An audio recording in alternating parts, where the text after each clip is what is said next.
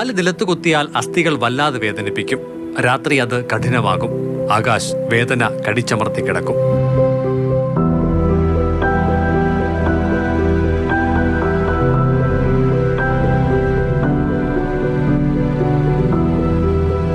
ഒന്നര വയസ്സിലാണ് കാൽമുട്ടിന് അസഹ്യമായ വേദന അനുഭവപ്പെട്ടത്. പരിശോധനകൾക്കൊടുവിൽ ക്യാൻസർ സ്ഥിരീകരിച്ചു. ശസ്ത്രക്രിയകൾ പലതു കഴിഞ്ഞു, സുഖപ്പെട്ടില്ല. എന്നാൽ പരിപൂർണ സുഖം ലഭിക്കാൻ 6 മാസം ഇടവേളകളിൽ 3 ശസ്ത്രക്രിയകളാണ് നിർദ്ദേശിക്കപ്പെട്ടിട്ടുള്ളത്. RCCയിൽ അതിനുള്ള സൗകര്യമില്ല. പാലക്കാട്ടെ ഒരു സ്വകാര്യ ആശുപത്രിയിലാണ് ചികിത്സ ആഗ്രഹിക്കുന്നത്. ചെലവ് 18 ലക്ഷം രൂപ വരും. ടാപ്പിംഗ് തൊഴിലാളി ബിജുവോ ഹോട്ടൽ തൊഴിലാളിയായ ഭാര്യ സിന്ധുവോ കൂട്ടിയാൽ കൂടില്ല.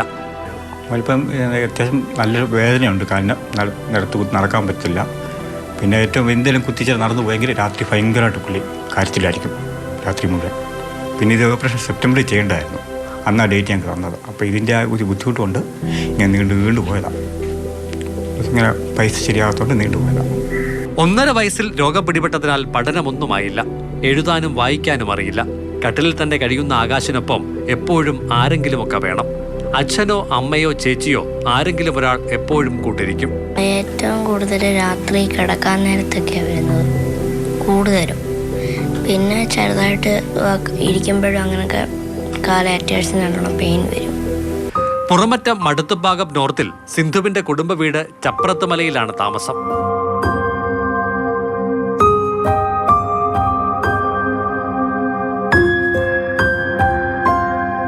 ആരോഗ്യത്തോടെ നടക്കണം, മറ്റുള്ളവരെ പോലെ പഠിക്കണം.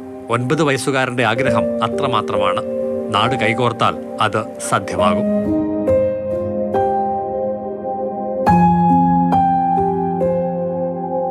9744483796 എന്ന നമ്പറിൽ ഡിജിറ്റൽ പേയ്മെന്റ് ചെയ്യാം. അമ്മ സിന്ധുവിന്റെ പേരിൽ സൗത്ത് ഇന്ത്യൻ ബാങ്ക് അക്കൗണ്ടിലേക്കും സഹായം കൈമാറാം.